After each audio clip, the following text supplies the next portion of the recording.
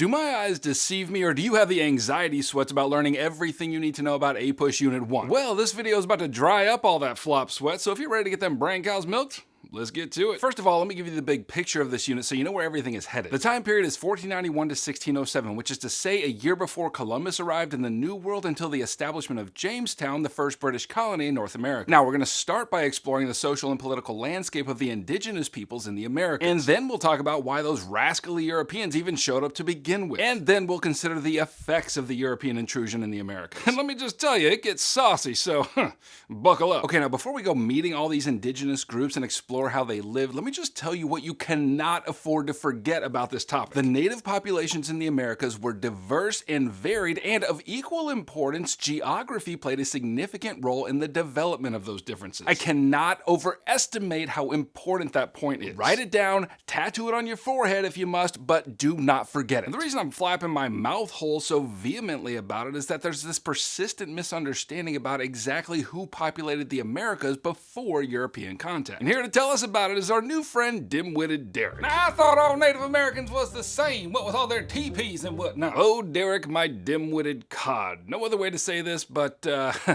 you're basic. It's a devastating insult. You're devastated right now. No, indigenous societies were every bit as varied and diverse as societies on any other continent. Italians and Germans, not the same. Chinese and Japanese, emphatically not the same. And so it is with many indigenous societies in the Americas. Okay, so with that established, let's go ahead and meet some of these groups. But first, a word from the sponsor of the creation of many of these diverse societies, namely maize. Now, this tasty crop that we know as corn was first cultivated in what is today southern Mexico by at least 5000 BCE. And then spread throughout the Americas via trade networks and migration routes. And this is important because as maize became the staple crop of various peoples throughout the Americas, it led to the creation of larger and more complex societies. For example, there in central Mexico, you have the Aztec Empire with its giant honking capital city of Tenochtitlan, and without maize cultivation, that massive urban dwelling probably would have been impossible to create. And why, says you? Well, says I, because for societies that adopted maize cultivation, 4 effects usually follow. But first, let me mention that this video is part of a larger resource that's going to help you get an A in your class and a 5 on your exam in May. It's my APUSH Heimler review guide, and it's got everything you need to study as fast as possible, including exclusive videos that are not here on YouTube, practice questions, practice exams, and all the rest. So if that's something that you're into, that link is in the description below. Okay, back to the effects of maize cultivation. The first effect is economic development. You see, since larger societies typically trade with other societies, that typically leads to more boom for all involved because surplus food frees up more of the population to specialize in other kinds of work that can be traded with others. Second, maize cultivation leads to permanent settlements. In case you've never grown a crop in your life, you might not know that in order to do it, you kind of have to stick around and tend to those crops. So for many societies that adopted maize cultivation, they became what we call sedentary, which is to say, located in one place instead of moving around. And so when people get all sedentary-like, more complex political and social structures can develop that aren't possible in a nomadic society. Third, it led to the development of advanced irrigation techniques. Now, irrigation is just the process of diverting natural water sources like rivers or streams towards crops. And fourth, maize cultivation led to social diversification, which was also the case in early civilizations all across the world. Now, social diversification is just a fancy way of saying that when a settlement or society becomes more complex, labor becomes more specialized, and social hierarchies develop to organize the people into more powerful and less powerful groups. All right, now I know we're all having a blast talking about maize cultivation, but I reckon it's high time that we meet some of these native societies and see how geography shaped their way of life. So just for poops and giggles, let's start over here and meet the societies of the Northeast, Mississippi River Valley, and the Atlantic coast. And hey, make sure you know at least one specific example from each of these regions, even if they're not the ones that I mentioned. Okay, here in the Northeast, let me introduce you to the Iroquois. Now, they were semi-sedentary and relied on maize and other staple crops for survival. Because there are metric buttloads of trees in this region, that determined the kind of infrastructure they built for their society, namely the longhouse. Now, this is a structure in which multiple generations of a family would live together, sometimes up to 200 of them. Then further south, meet the Cherokee. Now, maize cultivation reached them about 1000 BCE along with beans and squash, which meant that their society was built around agriculture. However, they would also qualify as semi-sedentary because men still hunted for meat while women usually tended the crops, and they moved around according to the seasons to gather wild crops. In fact, like many other indigenous groups, Cherokee women had far more social capital than their European counterparts. And that means that many of their cultures were matrilineal, meaning that power and possessions were passed down through generations on the mother's side, not the father. Well, that don't sound right. Well, yeah, Derek, not in Europe where everything was real patriarchal and focused on the menfolk, but that's how it was here in the Americas. And then moving west, let me introduce you to a group of societies known as the Mississippian cultures. Now, because of the abundance of rich soil around the Mississippi and Ohio River valleys, these people were able to exist in large towns, about 4,000 to 6,000 in population. Also, since they lived near complex river systems, they traded extensively with other groups. And all of this meant, like I said before, that these societies became more complex with the development of social hierarchies. And the largest of the Mississippian settlements was Cahokia, in which something like 10 to 20,000 people lived. Now that is a lot of teepees. Derek, they did not live in teepees. It was like an urban environment, like a city. Whatever, let's just keep moving west into the Great Basin and Great Plains regions. Now, because the climate of these regions is real hot and dry, indigenous groups living here responded to their environment by developing nomadic lifestyles, which is to say they moved around instead of staying in one place. And a good example here is our friends, the Ute. Now, they lived in groups of 20 to 100 extended family groups and moved through the region on a seasonal basis while living in mobile shelters like animal skin teepees. I knew it! Yeah, some indigenous groups did live in teepees, and the Ute were one of them. Ute men were typically responsible for hunting animals like deer, antelope, and most of all, buffalo, while women gathered berries and roots. And finally, let's move all the way to the northwest in present-day California. And in general, these societies did not practice agriculture. And that might make you think that they were nomadic, like the Great Basin and the Great Plains groups.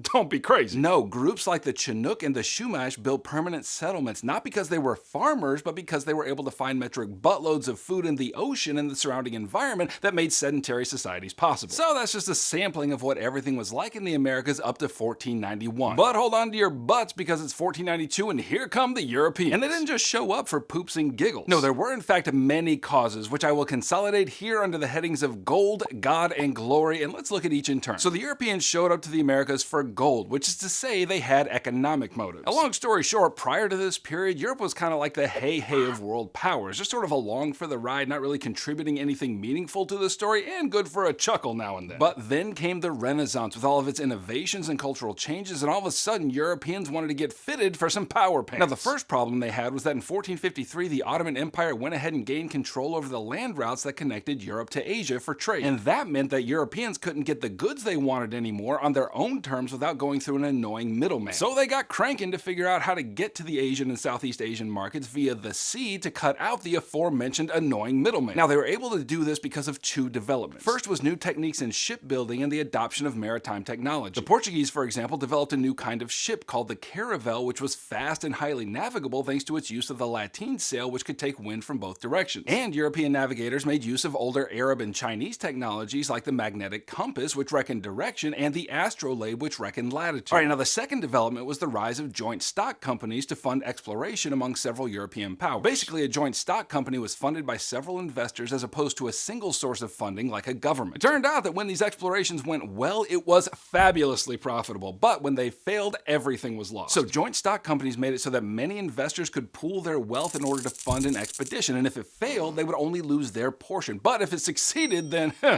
we going to Disney World, y'all. Anyway, it turned out that Portugal would be the first to try out their sea legs, and that ended up paying handsomely. Under the leadership of Prince Henry the Navigator, the Portuguese decided to try sailing around Africa to access the riches of the Indian Ocean trade. And as they sailed around Africa, they established permanent trading posts along the coast where they would trade goods with various African groups. In doing so, they established what's known as a trading post empire, which was really about controlling these small strategic posts as opposed to establishing full-blown colonies. So this was going real good for Portugal, and they were gaining embarrassing amounts of wealth. So Spain was like, dang, we gotta get us some of that. But Spain had a problem. You see, Portugal had already gotten control of the strategic points around Africa and into the Indian Ocean, so the only option was to sail west across the Atlantic. But they couldn't do it because the earth was all flat. No, Derek, everybody knew that the earth was round during this period, mainly because that problem had been solved by the ancient stinking Greeks. Anyway, that's when an Italian sailor named Christopher Columbus showed up to the Spanish court looking for money to fund an expedition westward to reach Asian markets. And at that, the monarchs of Spain, Ferdinand and Isabella, were like, and so off Columbus went. And in October of 1492, he reached an island in the Caribbean, and thinking he had reached the East Indies, he called the indigenous people Indians. Now, even after returning 3 more times, he never stopped believing that he had reached Asia. It fell to other Spanish explorers like Amerigo Vespucci to confirm that what Columbus had stumbled upon was in fact a new world hitherto unknown to Europeans. Anyway, Spain started colonizing the Americas quick, fast, and in a hurry, and since we're still talking about economic motives for exploration, let's focus on that. Spain sent conquistadors to the Americas to subdue populations and find wealth, and as it turns out,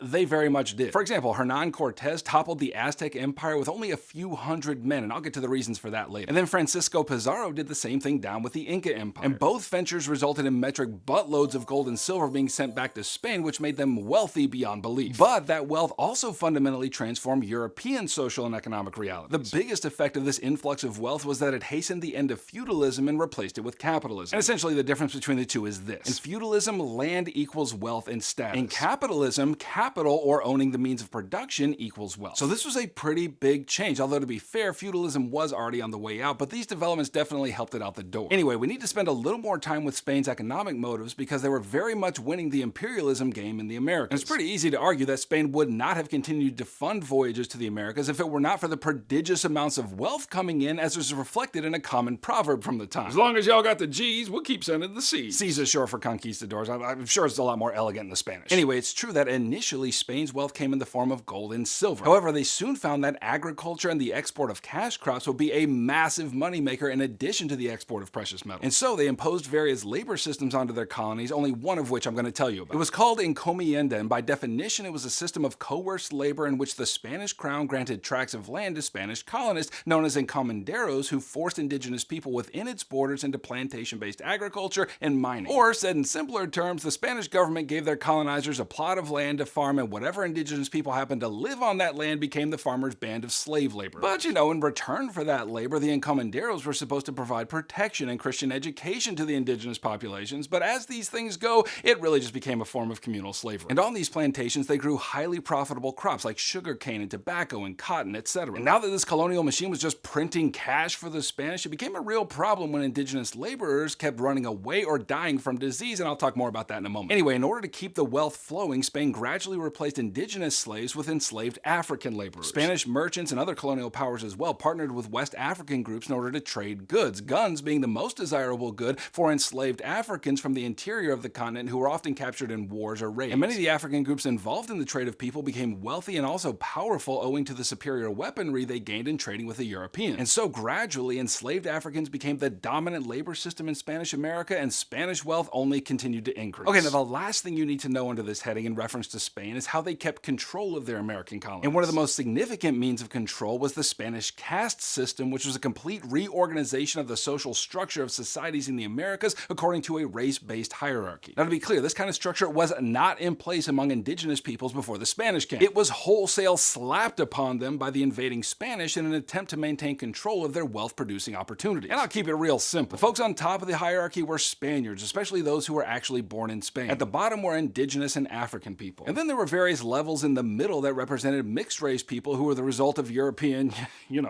contact. Basically, the more white blood a person had, the purer they were considered to be, and therefore higher on the hierarchy, and vice versa. And that brings us to the second cause of European exploration, namely God, which is to say there were also religious motivations. Now, to really understand this, you have to know that during this time, much of Europe was in the middle of a religious crisis and lots of instability that came along with it. So the dominant belief system in Europe since the dang Roman Empire was Christianity, which was represented by the Roman Catholic Church. And yes, there was a major split in the church in the 11th century, but we're going to leave that to the side for our purposes. All you really need to know is that after that split, Western Europe became the bastion of Roman Catholicism. But in 1517, a saucy Catholic monk by the name of Martin Luther went ahead and started the Protestant Reformation, which split the Christian church in Europe once again. The point is, European states were choosing sides as Catholic or Protestant, and the conflict was highly charged, as religious conflicts tend to be. And during that time in Europe, the church and state were about as close together as a can of sardines in a hydraulic press, which is to say the church and the state were not separate entities at all. Therefore, since there were now two belief systems fighting for dominance, and since those belief systems were tied very closely to the state, European leaders were very concerned to show that their particular version of Christianity was better than the other. And what better way to do that than to gobble up a bunch of colonies around the world and convert folks to your particular flavor of belief? Case in point, Spain. In 1469, Christian Spain was unified when Isabella of Castile and Ferdinand II of Aragon got married. And then they got busy leading the Reconquista, which by 1492 had reconquered all areas formerly under Muslim control, uniting Spain as a Catholic state. Sacramento high fives all around, y'all. And so the glory of that victory got them real itchy to spread Catholic Christianity as far as they could. And I hope you're starting to connect the dots by now, because what else happened in Spain in 1492? Christopher Columbus showed up before the Spanish court looking for money to sail west. And so as the Spanish got their American empire running, they sent metric buttloads of Catholic missionaries right along with the conquistadors in order to convert the native populations to Christianity. Now keep that in your back pocket, because we're going to come back to it in a minute. But for now, let's consider the final cause of European exploration, which is, say it with me,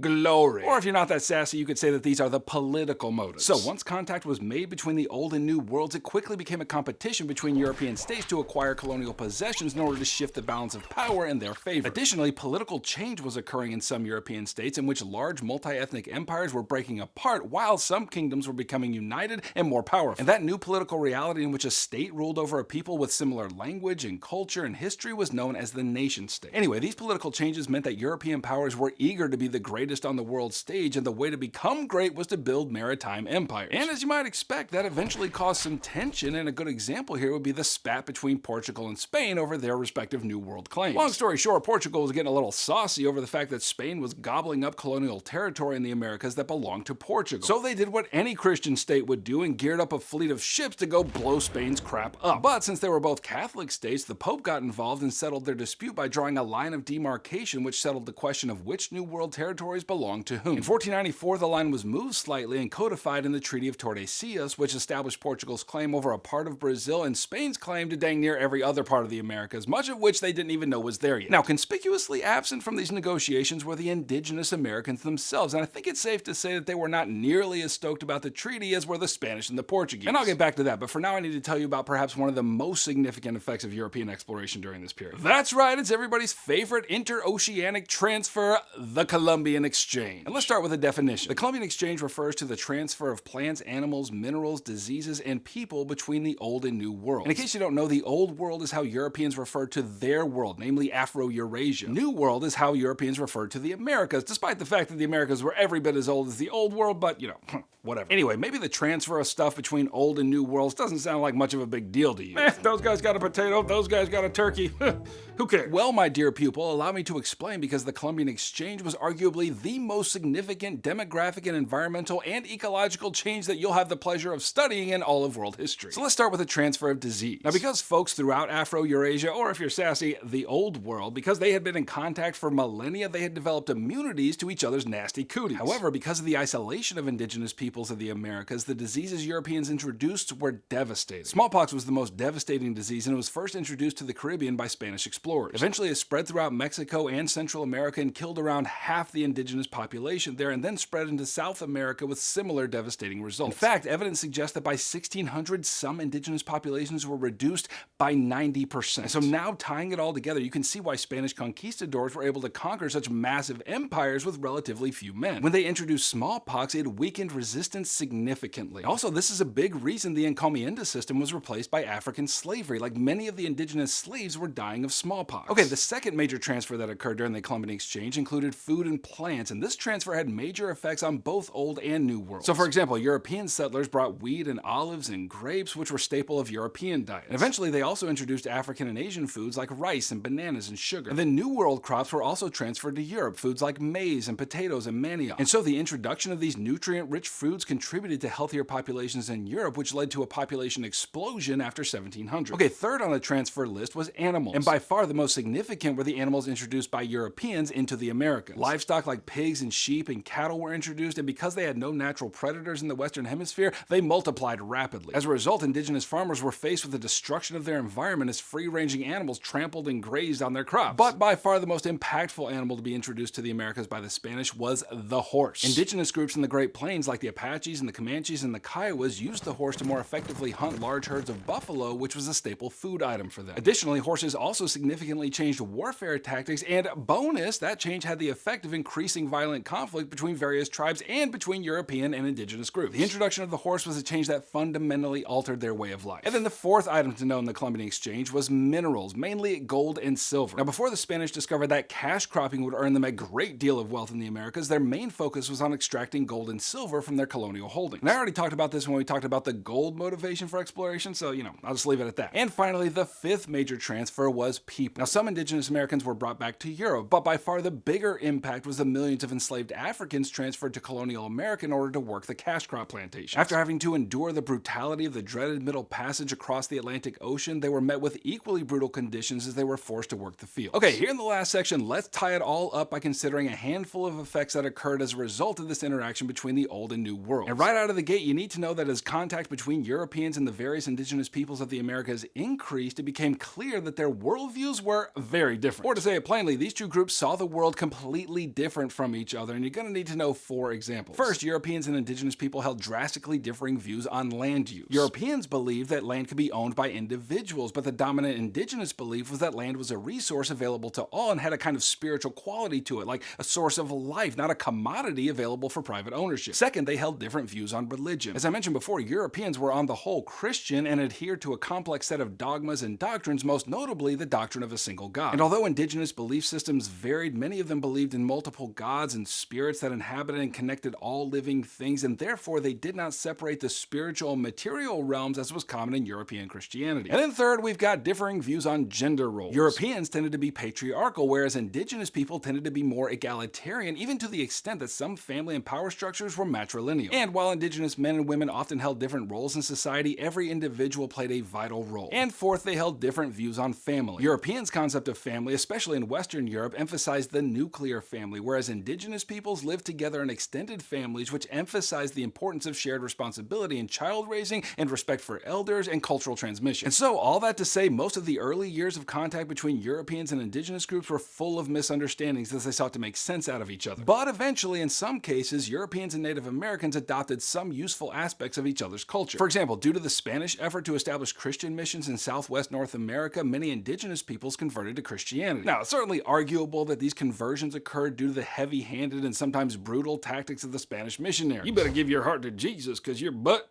is mine. However, being polytheists, the indigenous people saw no conflict in adding the Christian God to the worship of their other gods. For example, the Virgin of Guadalupe incorporates important aspects both of Christian and Aztec religious traditions. Or maybe it was enticing for the indigenous people to convert to Christianity when they observed that the Spanish remained largely unaffected by the epidemics killing large portions of the indigenous population. So maybe they were like, what's the harm of adding our boy Jesus to the mix of our other gods? Well, as it turned out, the Spanish missionaries could not abide Jesus being honored among other gods as an equal, and so some of them resorted to brutal tactics to bring indigenous people into Christian orthodoxy. Okay, now on the other side, European settlers adopted useful aspects of indigenous culture. For example, the English settlers in North America just about died before natives of the region taught them local agricultural techniques. And French settlers, mostly interested in the robust American fur trade, often intermarried with indigenous women in order to firm up trade relations, which I maintain is about the most fairy tale reason to get married that I've ever heard. But, big but, massive but, you have to know that even though the invading Europeans turned out to be a pretty powerful bunch that got much of what they wanted in the Americas, indigenous people did resist their intrusion, and that basically happened in 2 ways. First, some indigenous groups engaged in diplomatic negotiations by allying with certain European groups in order to protect themselves. Now, this occurred when several groups under Aztec power allied with the Spanish in order to topple the Aztecs. And second, there was military resistance. Now, the Pueblo Revolt won't happen until the next period, but it is a great example of indigenous people getting fed up with Spanish efforts to erase their culture and full-on defeating them in battle. But in this period, a good example is the Taino Rebellion. So in 1511, the native people of modern-day Puerto Rico rebelled against the Spanish because they had grown tired of the brutal conditions of the encomienda system and the threat to their cultural traditions as the Spanish attempted to convert them to Christianity. Now, the Taino were much greater in number than the Spanish, and initially they had some success, but ultimately the superior Spanish weaponry won the day. And then the last effect of contact that I need to mention is this debate over the status of Native Americans and Africans. So after this prolonged contact between Europeans and Native Americans and Africans, a debate rose among Europeans about whether the brutal conditions of slavery, either through the encomienda system or African slavery, was justified. And in Spain, the status of indigenous people was argued in the Valladolid debate. On one side was Bartolomé de las Casas. Upon his arrival to the Americas, he actually owned indigenous slaves and even fought a war against them. However, over time, he became one of their chief advocates in Spain. He argued that indigenous people were fully human and thus ought not to be subject to the inhumane ravages of systems like encomienda. On the other side was Juan Juan Gines de Sepulveda, who argued that indigenous people were in fact less than human and as such benefited from service to Europeans. And so it's important to realize that this debate among the religious folk revealed that there was no singular agreement on exactly who these indigenous people were, since they were not mentioned in the Bible, and therefore there's no clear instruction on how they ought to be treated. And ultimately that question remained, but Europeans were able to develop novel justifications for their harsh treatment of Africans and indigenous people. For example, in order to justify the brutality of African slavery, Christians turned to the Bible, specifically an event known as the Curse of Ham. In the story, God curses Noah's son Ham to be a servant of his brothers, and it was said that God put a mark on him to signify his servitude. Now, the story doesn't say what the mark was, but Christians seeking to justify slavery decided that the mark must be dark skin, and that was enough for them to continue their brutal policies toward African and indigenous people. Alright, click here to watch my other Unit 1 videos, and click here to get your hands on my APUSH Heimler review guide, which is the fastest way to study. And hey, I'll catch you on the flip-flop.